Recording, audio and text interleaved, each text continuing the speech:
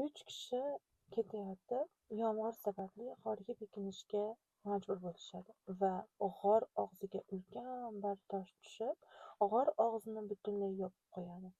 Shunda ulardan biri hayot davomida qilgan yaxshiliklarimizgina bizni qutqara oladi deydi. Birma-bir duo qilishni boshlashadi. Birinchisi duo qiladi: "Man ota-onamga qilgan yaxshiliklarim tufayli g'or og'zini ochgan" deydi. Tosh birozgina suriladi.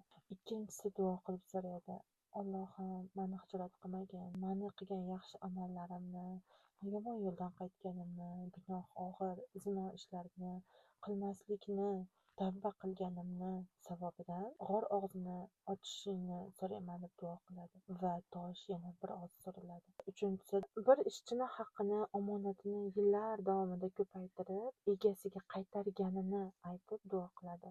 Shunda tosh to'liq ochilib, ular chiqib ketishga muvaffaq bo'lishadi. Bu hadisdan shu narsani tushunish mumkinki, ekstremal vaziyatlarda ruhiy resurslarni kuchi haqida. Psixologik nuqta bu yerda tosh bu eshiklar, yopiq eshiklar, tushkunlik yoki yechimi yo'qdek ko'ringan muammolar bo'lsa, yechim tashqaridan najot kutish emas, tashqaridan yordam kutish emas, o'zini ichki nurli sahifalariga, xolis qilgan yaxshi amallariga tayanish kerak.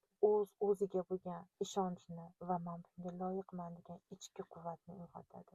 Yopiq amaliyotlar, chuqur mashg'ulotlar Telegram kanalimda berib boryapman. Telegram kanal silkasi profil shapkasida joylashgan.